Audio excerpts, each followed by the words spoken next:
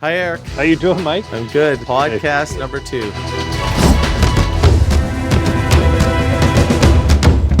Our first podcast was really around just setting some context about why we're here. Some of the ideas about how the book originated, me yanking you in and saying, why did I ever do that? And vice versa. You know what was unique about that, Mike, is because we both came at each other with different book ideas, and then we kind of brought this together. Two minds putting something like this together. Yeah. Yeah, the two minds thing really worked in terms of it creating accountability and being different people. We were actually really developed a really strong team. But Yeah. it's like we always say, there's always two sides of the coin, right? Well, you know what, Eric? I'm going to let you start rock and rolling first, man, because, we kind of went back and forth on the chapters, and you were tasked to set the stage, so to speak, and write the introduction to the book. So why don't you talk to us a little bit about kind of that chapter and some of the important parts that meant something to you? Yeah, so blind spots, I don't think was as unique of a title as we would all like to think it is, right? It's been used a lot all over the place, and especially with regard to finance. Kelly Keene, we mentioned this in the book, of course, they did a FP Financial Blind Spot survey where they evaluated the financial habits of Canadians. And the outcome was kind of interesting.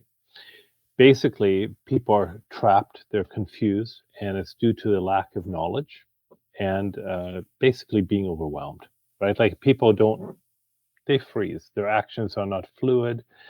Maybe they lack confidence. Maybe there's too many decisions to make.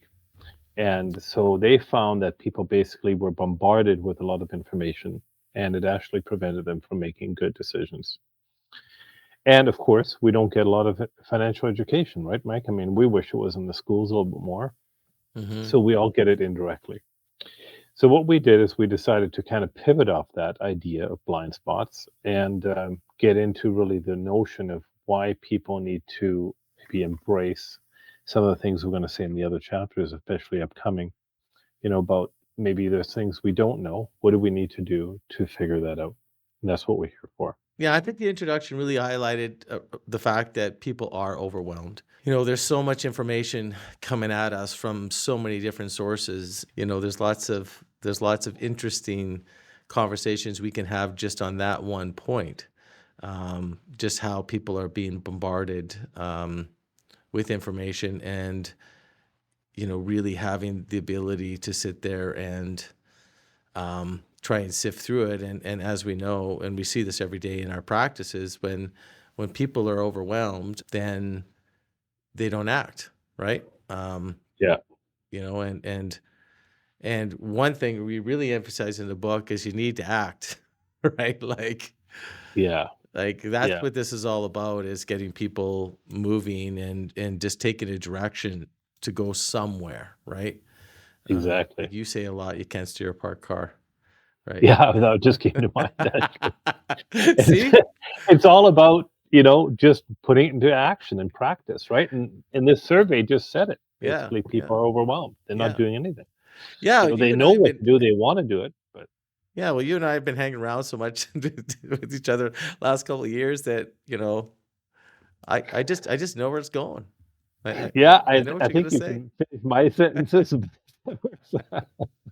Yeah, so for sure the overwhelm part, and then financial education, yeah, Yeah, that's a huge issue. And, we're not gonna jump into it too much, right? But even if we could, um kind of, let's just say we could come up with some type of curriculum for financial education. Like, who's going to agree? yeah, oh yeah. Yeah, There'd be a lot of different points of view, but yeah, the book is going to touch on that, right? yeah, Perspectives, yeah, motivations, all that stuff. yeah. But it all first, I believe, starts with us, and which brings us to the chapter one, which is Hmm. on Hmm. mindset, Mike. Hmm. Yeah. And I think you did a great deal of work on that. And why don't you kick that one off too? Yeah, so pivoting off, financial education, because I think it leads into mindset and lots of the things that we're going to talk about today. The thing that I struggle with, and I saw something today in LinkedIn, the thing I struggle with the most is that there's this there's this thing, or ideas, I guess, being pushed in social media, that they're looking for the answer.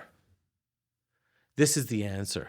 right? This one thing you do, Yes, right? The One Thing, right? There's a book actually, The One Thing. It's actually quite a good book. And it's a line out of a famous movie with Billy Crystal, The One Thing. Um, and we're all on our own journey. And there's no there's no there's no silver bullet, right? No. And what this is all about, and we will dive into the mindset right about, but we're really trying to empower people to be able to make choices for themselves, and that really comes through education. And what we want people to do, we don't want people just to accept our ideas and run away and say, this is it, right? Because they're doing Yeah, the exact same thing. They're just taking it from another source. What we're yeah, asking people to do is just to really sit and digest the things that we're talking about and then make a choice, right? yeah. Like there's two It sides of makes the sense coin. for them. Yeah, Yeah, what makes sense for yeah, you? Exactly, right? And that's the exactly. thing that frustrates me. So, um, Yeah, I think the thing that we highlight at the start of the mindset chapter is, you know, to really get people into a mindset about mindset. How many times am I going to do that today? uh, is there's straightforward things that we know what to do, but we don't do it. So, for instance, we know, when we kind of talk about, your health, right? That's, you should exercise, you should eat well, you should reduce stress, you should try and sleep, right? Like sleep is really a foundation of wellness. it's huge. Yeah. Yeah, And yet we know it, but we don't do it. Okay. And so and that's not for anybody to sit there and feel bad about themselves, right? Like that's not the point. The point in that is just to say that there's a lot of complex psychological factors going on up here, in that 6 inches between our ears that really disrupt the things that are good for us, right? And so there's no surprise. It is very intentional on our part that we started with the mind. yeah. And it is about awareness, right? Because Mhm, so many times we function, whether it's health or finances, just on autopilot. mhm, We need to become a little bit more aware to what we're really doing and why we're doing it. What are our motivations? Are we stuck in a groove or can we get out of it? And what do we do? mhm. Yeah, and that autopilot nature to our mind is very important as well, right? Yeah, no, some good stuff. You Yeah. know, can you imagine if you woke up every day and you had to figure out how to brush your teeth again, right? Remember when you're a kid brushing your teeth, like you're like all over the place, right? Like There'd be too many things going on in yeah, my head. yeah, I yeah. think. So the autopilot part of our mind is very important, for developing habits and so that part's obviously very important. However, again, talking about the two sides of the coin, that autopilot can move you into, strategies and ideas and practices with your money that may not serve you in the long run. And, you and I talk about this a lot is the fact that, probably one of the biggest blind spots, other than obviously the mindset, which we're really going to dive into, and hopefully we can get the message across, is that people don't realize that they need an income, and then until they don't have an income, Yeah. and I think COVID just showed that for people, like, holy crap, right? Well, that train is coming 30 years down the road for a lot of people, right? Hmm. Like, And it's a how diff. many years are people in retirement compared to how many Oh, years their geez, yeah. longevity is there, right? Yeah, people can be 30 years in retirement now, Mm. right? Yeah. With all the people that are living into their 90s, right? And so, Hmm. yeah, yeah. So getting back to mindset, yeah, so we know what needs to be done, but lots of times we don't do it, right? So that just kind of shows us there's an issue, um, with, you know, with our thinking, okay? And so, and I don't, I don't think, um, a lot of us understand what thinking is. And, you know, if I say to you, Eric, okay, try and stop thinking.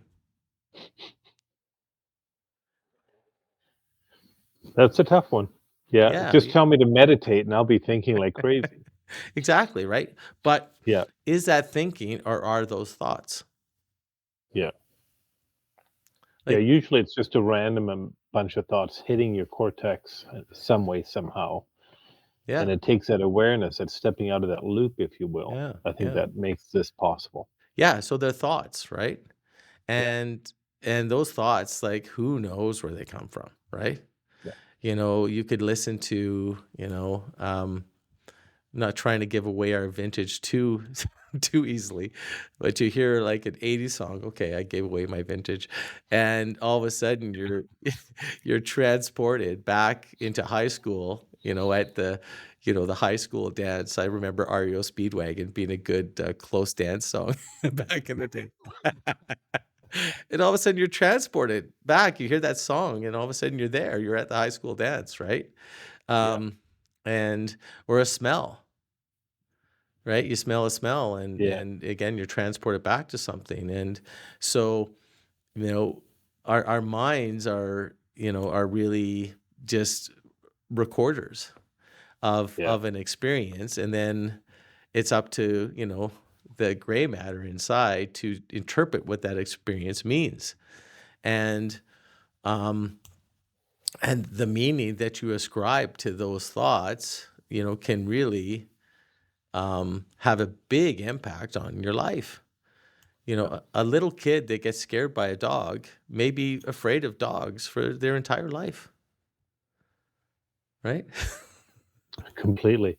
And that's where the habits develop. That's where the grooves develop, if Yeah, you will, yeah, right? yeah. Yeah, And the other thing yeah. is too that's interesting, just to kind of keep, on this point, keep riffing on this point, is that, you know, like you see somebody out of the blue, let's say, like you see somebody walking down the street, and you kind of your eyes meet, and then in a moment you have like almost an opinion as to, oh, that looks like a nice person, or oh, I don't like that person, right?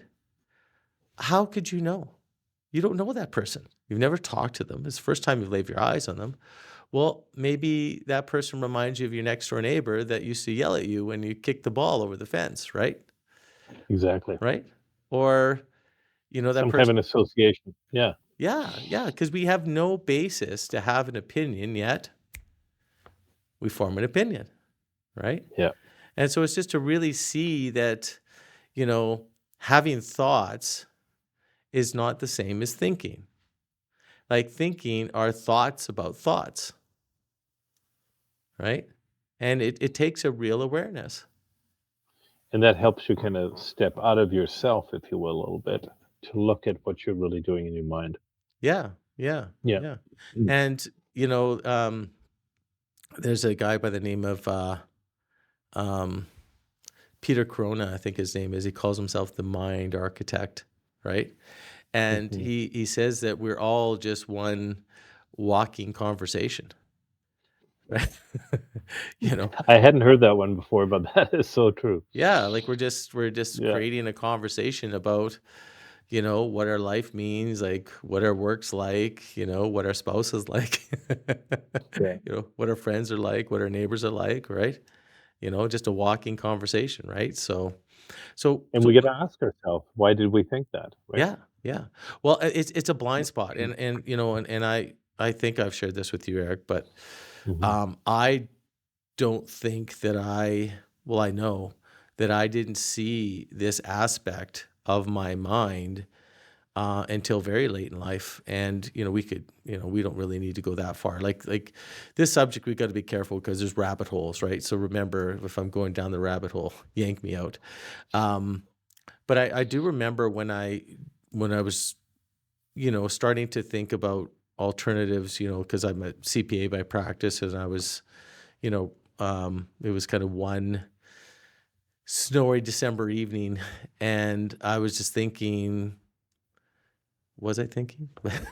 I had some thoughts around the fact that I wasn't happy. And yet though, at that point, I'm like, "Well, have I had this feeling before or those thoughts before?" And I'm like, "Yeah, I have." And the only thing that was consistent about those 2 situations was me. Yeah. That That was the first insight I had into, like, "Oh, maybe I'm the problem." yeah. Right? And Totally. then, and then it started a process, right, where I kind of started to, you know, really go into that and look at it. And, um, I took Mhm. some courses, like I took some landmark courses, as you know, right? Mhm. And I think the biggest thing was, they talked about a distinction called your almost probable future, that we all have a future that's basically set really almost in stone based upon your upbringing, what you made it mean, the rest of it. And I look back on my father's life and I'm like, because he had written me a letter, long time ago, probably like 15 years ago, probably even longer than that. And he said, "Mike, if you would have told me my life would have worked out this way, I would have told you to shake your head." Right? Yet, Really? yeah, Interesting. yeah. And yet, when you looked at his upbringing and the fact that, he was raised by his grandmother, so he had no male role model. He was basically raised himself. Um, and kind of my mom had kind of a similar upbringing, which is again no surprise they found each other. And he ended up alone because I think he Mm. felt alone most of his life. Yeah, And when I you can saw, recreate that if that's your predominant feeling and yeah, thinking. yeah, You will recreate that. yeah, yeah, and that just kind of like I was kind of like, oh no, what am I going to do, right? And so, um, yeah, so I really had to say, okay, really look at situations as they were presented to me and just say to myself, okay, well, why am I looking at it that way? Mhm. What am I missing? Right? Yeah. Yeah. Yeah.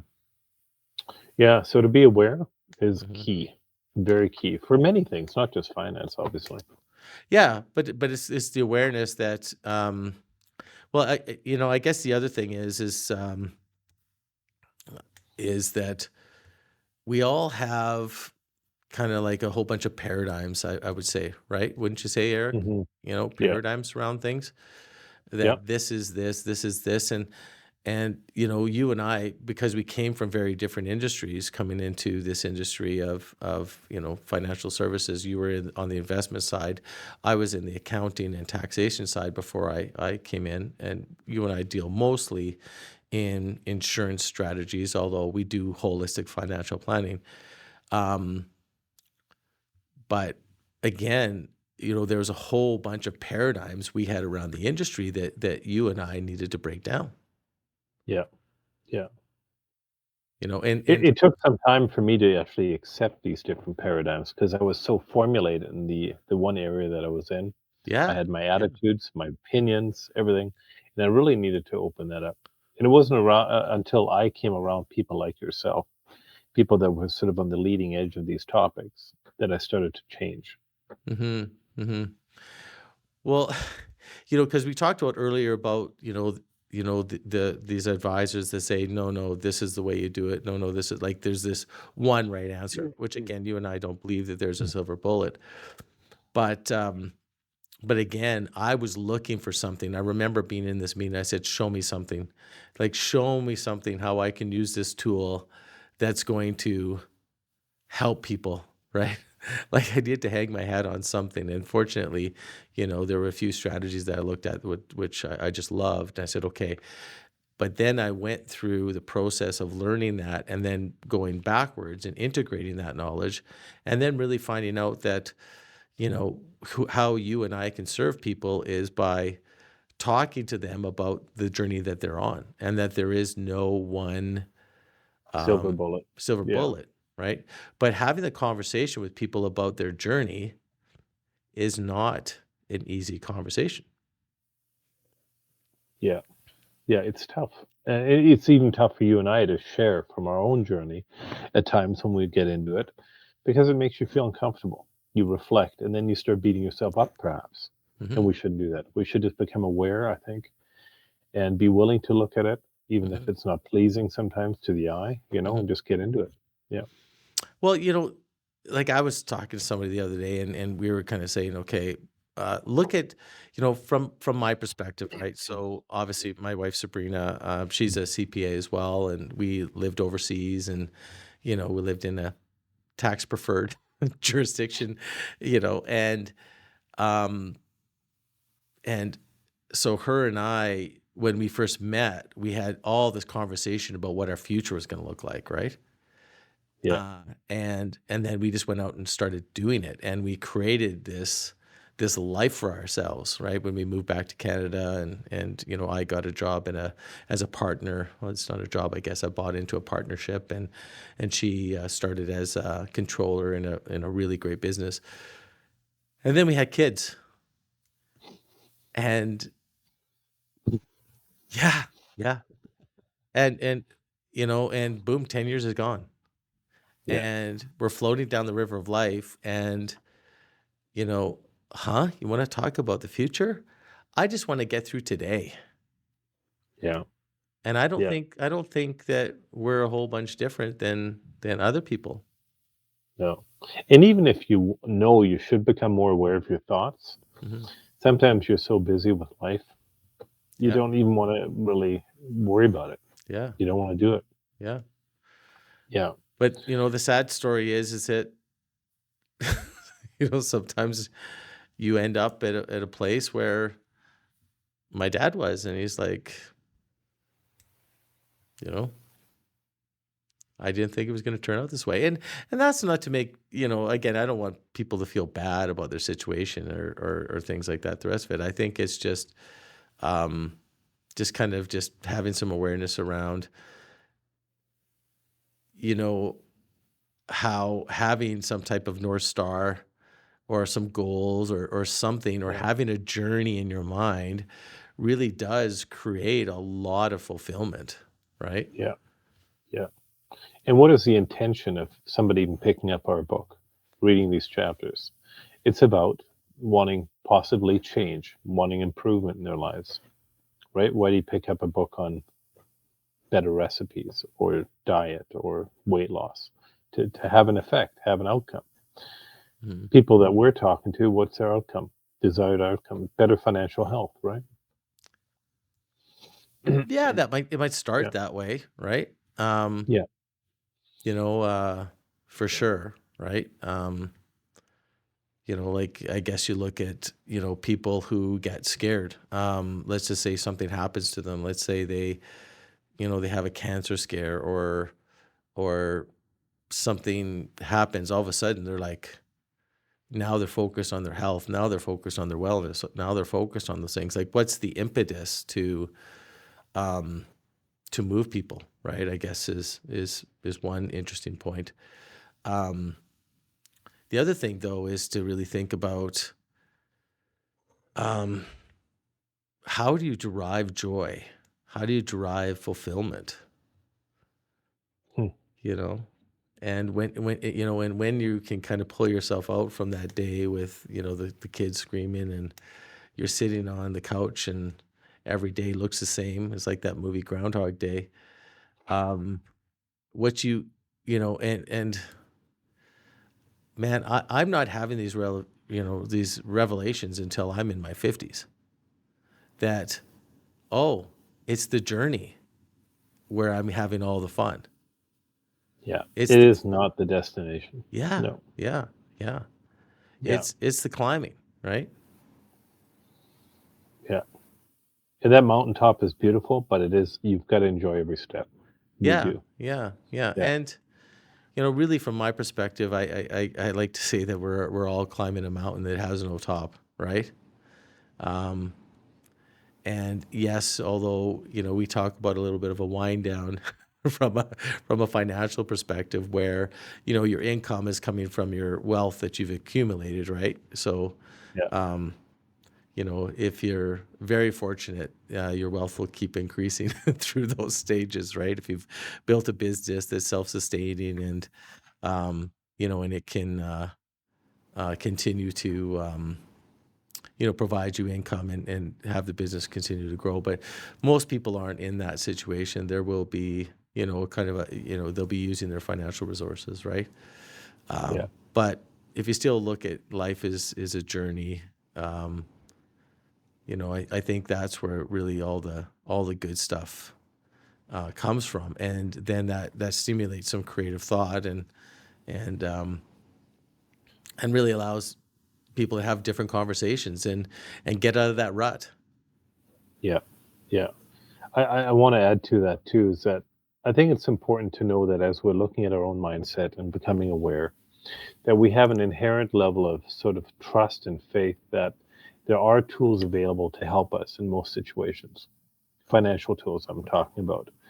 Um, we're not living in 15th century wherever, where there were no financial tools. We're in a modern society, modern era, excuse me, and there's a lot of ways to do things financially, and we've got some tools that we can share, of course, some ideas that we work on with people and clients.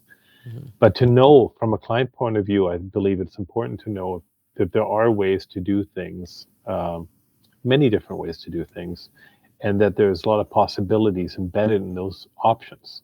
That Mhm. we're not Mhm. stuck in a place where people several hundred years ago were that had no options. And I think that's what's exciting about what we can talk about. Mhm. Mhm. Yeah, there certainly are a lot more options than Mhm. when you were in a village in the middle of a a jungle. Totally, totally. Yeah, And yeah. there's a way to create a future for ourselves, right? Yeah, yeah, no, for sure, Yeah, and that's because exciting, that's what we want. right? Like, Yeah, that's exciting, absolutely. like, when we start having some of these conversations with people, like, they're, like, truly lit up about, "I never thought about that." Like, that for Mhm. me as an advisor is, like, no one's ever asked me that question before. That is just, like, that's a 10 out of 10. Like, Yeah, it's a if I can great have that feeling. impact, Yeah, yeah, it's very special. We talk about, in the book, we talk a little bit about this whole notion, um, and this has been, kind of put forward in a lot of different areas. That whole have, do, be versus be, do, have. yeah. And, the have, do, be is when I have what I want, I'll do what I want, and I'll become the person I want to become. But Because of actually, the have in the first place, right? yeah, it's because of the Because of have, the have in right? the first Yeah. place. Yeah, And the example in the book is, yeah, we put Vin Diesel driving a supercharged Dodge and he says, "Welcome to the," some people are sheep and some people aren't, and welcome to the world of muscle or something like that. And the yeah. implication is like, go out and get this Dodge car and you'll be as cool as Vin Diesel. Um, yeah, I don't think so. Many of us have tried something along those lines, didn't Oh, we? yeah, for sure, right? Yeah. After I saw the advertisement, I wanted to go out and buy the car. I used to think I was so cool with my Camaro, but Yeah, anyway, yeah, that's a whole other yeah. story. Yeah.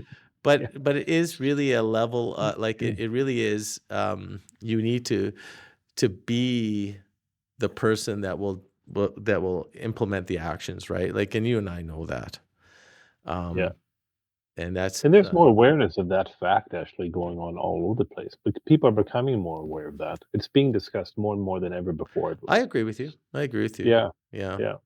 Um, but it's complex, right? Because, that awareness that you are not your thoughts, okay, right? So that voice in my head is not me, okay. It's part of you, it's not all of you. I guess that's the point we're trying to make, Mhm. right? That voice in your head is part of you, but it's not all of you, right? Yeah. And we, unlike any other animal, we'll call us animals for now, on the planet, can actually um, do that, right? I don't know if there's any Mhm. evidence. I'm certainly not a scientist or a psychologist, but and maybe some animals can have some type of reflection, and they look at chimpanzees and the rest of it. However, the level of reflection, I guess, that we can have on our state of being and our experiences and the rest of it is just very unique. Yeah, I'd like to add too that when we become aware that there's an automation process going on, that there's these thoughts that are not us, but that are part of us, we have a choice to make. Do we, is a main part of us, I guess, is the automation where we're just on autopilot all the time? Mhm. Or do we pull ourselves out of that a little bit and we use automation in our, by design, whether we set up an automatic financial solution that works for us, or whether we do create habits with regard to health or diet. We need to take ourselves out of that and realize what are our habits, and make a decision. Which part of us is that? Which part of us controls us? Yeah, well, or it Mhm. does it serve me or doesn't it serve me, right? Yeah, yeah, You know, exactly, and then make a is change. Yeah. yeah, yeah, yeah. Mm. So, yeah, just so thinking about that voice and what you kind of get outside of that voice, then there's a real process now of integration because now you've opened yourself up to a whole new world. And that, it from there it really starts the work, right? Is once you've been alerted to the, you know, um, it's kind of like the Matrix, right? You show up and you're wearing all these, kind of rags, and you look like a mess when you're in the hovercraft, and then but then you realize you got the ability to create, these outfits with the glasses, and you can be like a superhero, right? But Mhm. it again, it's the now from there you start the process of integrating. And I guess the message we're trying to get through to people is that, you know, you can't control what's already happened, right? Again, Peter Corona says something that's very cool. What's happened happened, and it couldn't happen any other way because it didn't. So, right? So the past is the past, right? And so what are the lessons that you need to learn, right? Reflect, right? A lesson will be repeated until it's learned. What are some of the lessons? Now, how can you move forward? Right? And that's where we spend the first 3 chapters of this book. It's just mindset is just saying, okay, just you are not your thoughts. Your Yeah. thoughts are part of you. They come from somewhere. We really don't understand in lots of cases where they came from.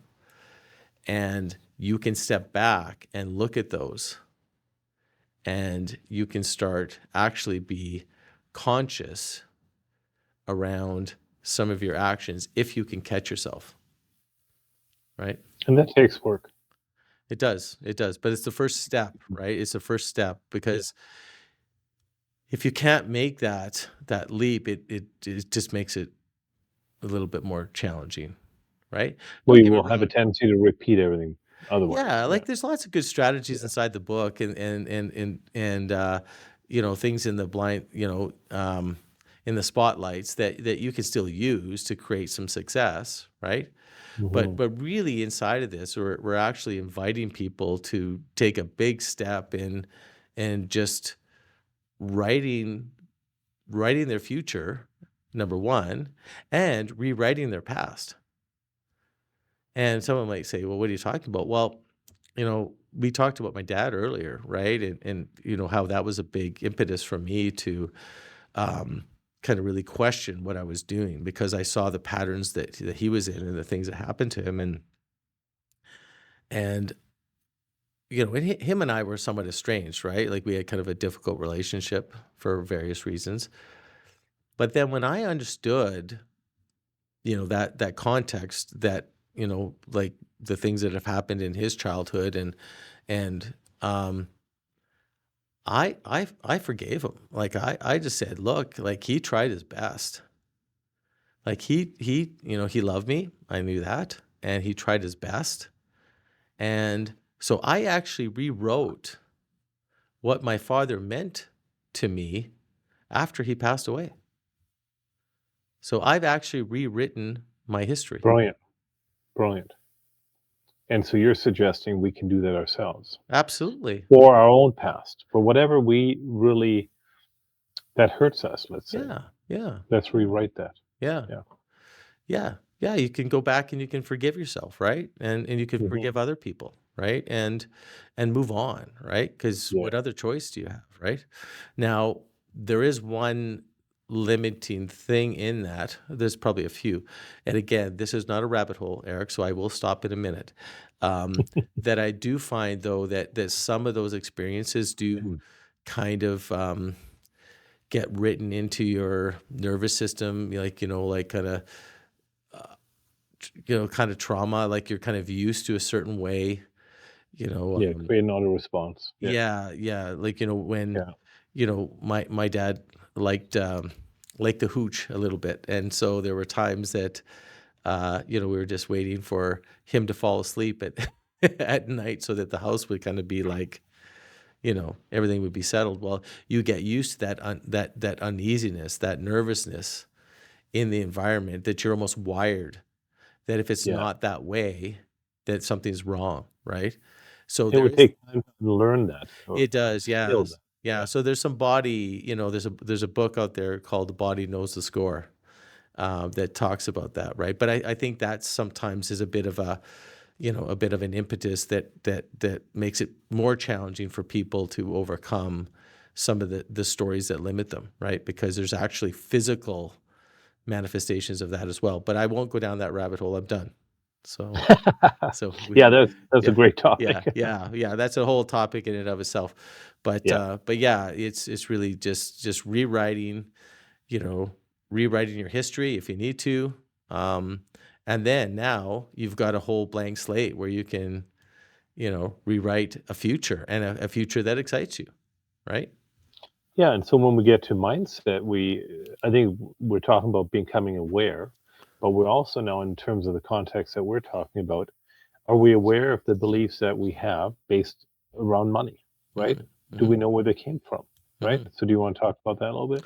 Yeah, well, Norm Trainer, who's a Mm. mentor and a colleague of mine, says that if you want to really understand what people value, look at where they spend their time and look at where they spend their money. Exactly. Yeah, so that's an interesting exercise, right? Like, look at where you spend your time and money, and um, Yeah, become clear what your own values are, yeah, right? like find the things that provide you joy, right? And focus on those, right? Um, Yeah. They kind of give you some clues at, how to start kind of painting that picture of the future, is kind of in time and money. Um, another thing I guess we talk a little bit about is the power of where you grew up. That's we kind of talk about an article that basically says that if you grew up in an area that maybe had less resources and less opportunities, that could limit you in the future, right? Yeah. Again, and it just really, I think, builds on It- a lot of the Yeah. things that we've been talking about, right? Yeah. It's under the idea of, are you starting off at first base negative or third base or whatever it may be. Yeah, yeah, Yeah. yeah, yeah. Um, Mhm. but that's not surprising to me, right? Like I've heard the saying before: "Show me your friends, they'll show you your future." Exactly. Yeah, no, and a lot of people were that as well. Yeah. Yeah, yeah, yeah. Mhm. So I think that's, there's some ways and some strategies inside the book that you can actually start to get some insights into some of the things that might be going on for you. Um, Mhm. you know, and from there actually we kind of go into a couple of stories. You had a story in there about a friend of yours from the Yeah, mindset client. Yeah. chapter. Yeah, Yeah. yeah. Why don't you share that story? Yeah, so he was a teenager. He was just working part-time and saving his money and being quite happy with it, and I guess he had set up a bank account. I know you're gonna talk about banks a little bit and how they condition us, but like many people, he set up a bank account, and it was set up with his parents, and he was saving away, and, I guess he was borrowing a car, uh, just after he got the license, maybe a little bit too often, and the Mm, parents decided to, basically say, "You know what? You've got some money here. We're gonna use that to get you a little car." So they went and got him I think a red Pinto or something it was, and that was all great. The intention was wonderful.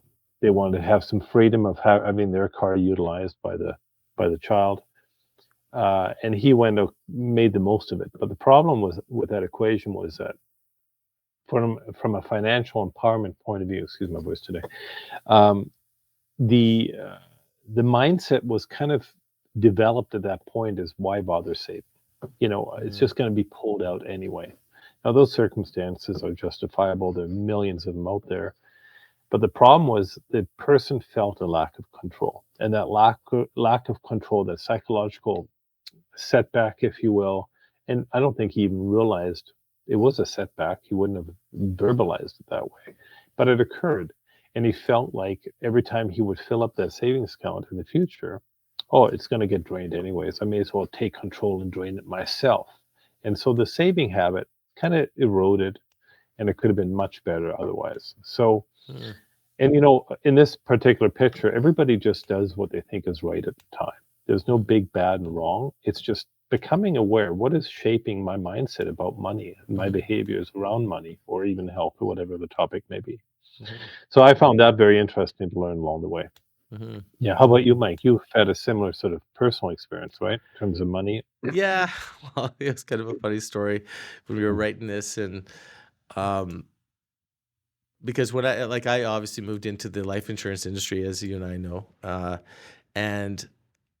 and I've heard everything, I think, with regards to objections around life insurance and, why it's a good tool, why it's not such a good tool, like people's opinions obviously around it, right?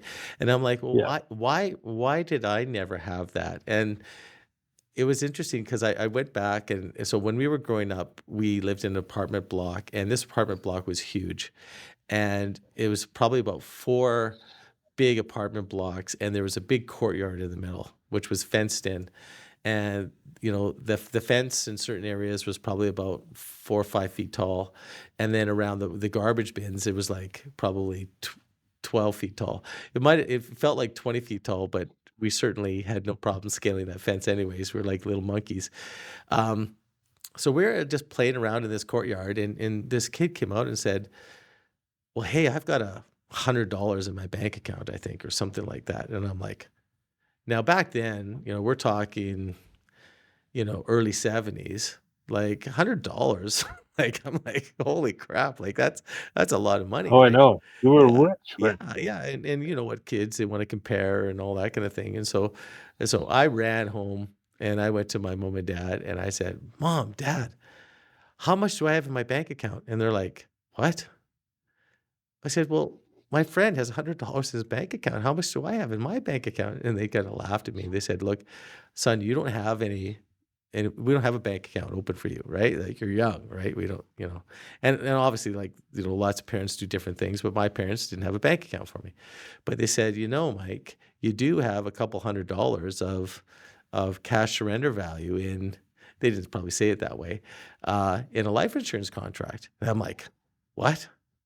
I have a couple $100?" That's all I heard, right? And And off you ran to the yeah, park. back to the park. Well, I've got $200, right? And, Yeah. yeah, and so, so the first time, I was approached, uh, to, to start, using, life insurance as a financial tool, I immediately started putting money into whole life insurance because of the cash, the cash surrender value, right? And, Yeah. yeah, and I put lots of money in there every year, and so I've never had any of the negative association associated with the tool, right? So, Yeah. I thought that Yeah. was kind of like a bit of a funny story. Totally. And what we've had on that topic, we've had a lot of clients that grew up with life insurance or any kind of insurance where they saw a benefit of it, and they have a different attitude about it than people who've never experienced Oh, for anything sure. along Yeah, those lines, yeah, right? yeah, I yeah, mean, they grow up and go, yeah, I believe in it, blah blah blah. Yeah. yeah, yeah, no, for sure. Yeah. And, yeah, again, again, it's just opening people's minds to what's possible, right? And, Totally. yeah, Totally. yeah, yeah. But, I guess another point that we have at the end of the book is we really wanted to kind of show, the effects of social conditioning. We thought that, not that we try to pick on the banks, right? Like we don't want to, we don't want to pick on the banks too badly. Although we can't feel too badly for them either because they seem to No. do well in every situation, right? But we kind of outline some of the social conditioning around financial institutions, and um, it's interesting because I do remember when I opened up my first bank account, and I walked into the bank, right? This bank branch. I was this little kid, and so it looked fairly imposing, like the countertops, the white countertops, and the person standing there, it looked very professional, and how I took my whatever I had, let's just say it was $10, and handed it across, and boom, it's gone. And then what I get is I get a little update, a little number that's updated in the passport, right? This little kind of thing that looks Yeah. like a passport. Give it back to me, and then what? And so my money's gone. Now they have my That's money. exactly the feeling I used to have. Give it to the bank and Yeah, it's gone. it's gone, Yeah, right? They have my money, yeah, right? And yeah. then you gotta go back and ask them for your money, right? So and so, Pretty please. yeah, so, yeah, pretty please can have, ask for my money, you know, and then, and then we kinda talk about the other experiences. You go in for your first loan, and, I lot sometimes say, like, getting a loan is like the financial equivalent of a full rectal examination. Like, they Colonoscopy. yeah, it's kinda like, you know, um, you know, when you got $100,000 in the bank, right, in a CD, they'll give you $100,000 loan. No problem. Right? But you got a viable business, and now you're like, "Oh my goodness, it's cash flowing," but you gotta go through all this stuff. Anyways, but there's a real, like, and you and I are in sales, and so we understand this a little bit, like, around kind of authority, right? Like, how Yeah, authority, has an impact on, you know, conditions, social structure, right? Authority, um, yeah. and so, whether people realize it or not, the trust with the banks, and, all the other emotions that come around it, which could be some positive and might be somewhat disempowering, have been conditioned in you for years, Well, it's right? it's like a long ramp, right? We get a Yeah, little bit more yeah, integrated with it, ongoing. yeah, And I mean, banks are great in many ways. Thank God we have banks. yeah, There's a for lot of sure. commerce that wouldn't Yeah, be going on yeah, without yeah, banks. But yeah. we need to also understand it's not a government institution built for our benefit. They're for-profit They entities. are for profit, exactly. Yeah, go look at the financial statements. They are definitely for profit. Definitely, and they Right. they do a good job with that aspect of it very Oh, they much. do. They do, right? Yeah. And yeah, and the thing is that, like, again, I'm not saying you can't get some great service with the banks. Um, their goals are, though, are to earn money for their shareholders. Yeah, That's yeah, that's the goal, right? That's the and goal. they're in sales, and they have a huge marketing They budget. do, they do, and Yeah, they're, and they often say, like, like, in terms of commercial insurance, um, or personal, like, we're talking about household insurance and household effects insurance. They talk about the more lines of insurance they have, the stickier the customer is, right? So mhm, if they have your house insurance, if they have your car insurance, if they have whatever other lines of insurance, the more likely you're going to stay with that company, right? While the bank, right? They've got your checking account, they've got your savings account, they've got your credit cards, they've got your business loans, they've got your GICs, they've got your registered accounts, they've got your non-registered accounts, they've got your TFSA, which is a registered account, your you almost RESP. feel guilty doing something somewhere else. Exactly. Like, and there, and all the fees that are charged on money, right? That it's just, Yeah, and it's a bit of a racket, to be honest, okay? Like, Um, The thing that gets me, I have to say, is that you open up a business account and you make a deposit, and then they charge you for that. That's the zinger for me, but anyway. yeah, yeah, yeah. But again, we're not gonna pick on the banks too much because we need the banks, No, right? Like, no. and Yes, we do. Yeah, and I think that, again, just a personal opinion is more the financing aspects of banks that are, more important, that are needed. Some of we've got a lot of avenues now where some of the other things, like on the investment side and for sure on the insurance side and the planning side, where independent advisors are doing a really good job in that space. And yeah, because the bank model is that you just can't get with you don't get the amount of requisite experience um, with those bums in the chair. Like you really find people that are very new to the industry that are sitting in those chairs and having those conversations, and they just don't have enough gray hairs like you and I to really potentially,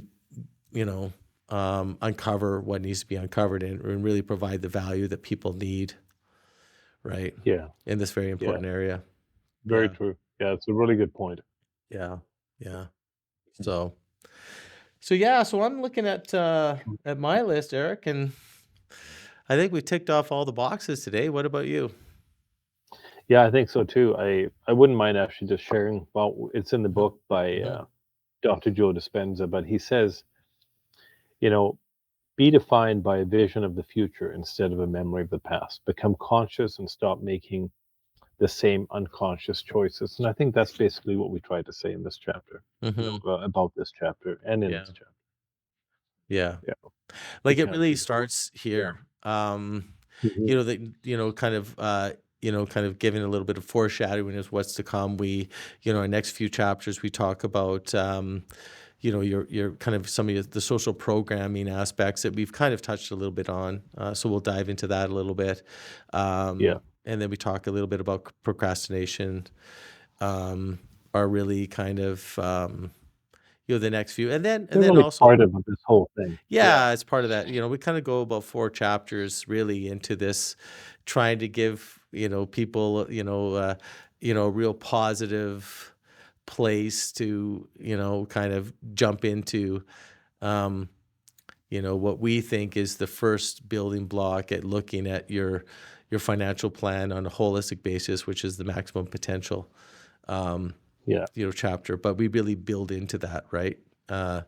Because we Yeah. want people to be able to receive the information in a new way, right? And not be looking at it through an old paradigm, which might be easily dismissed and really then lose out on a great opportunity. Yeah. Yeah. That's the importance of setting the stage right Yeah, now is there you being go. ready for those ideas. Yeah. Love it. Yeah. Set the stage. Cool. Here we go. Yeah, Set the well, mindset stage. yeah, well, great seeing you today there, my man. You It's too, been man. busy. It's been a busy month. We're in December. It's time to start eating Here we go.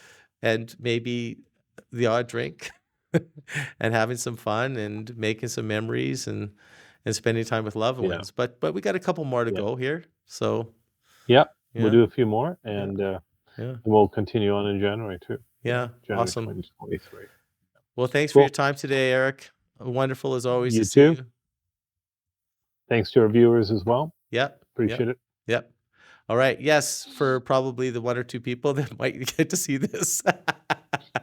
But 3 years from now, people will be watching this, right? So, Yeah. We yeah, believe. Yeah. yeah, we believe. Absolutely. We're a big believer in what we're doing. So, okay, well, thank you again, Eric. Okay, have a wonderful day, and we'll talk soon.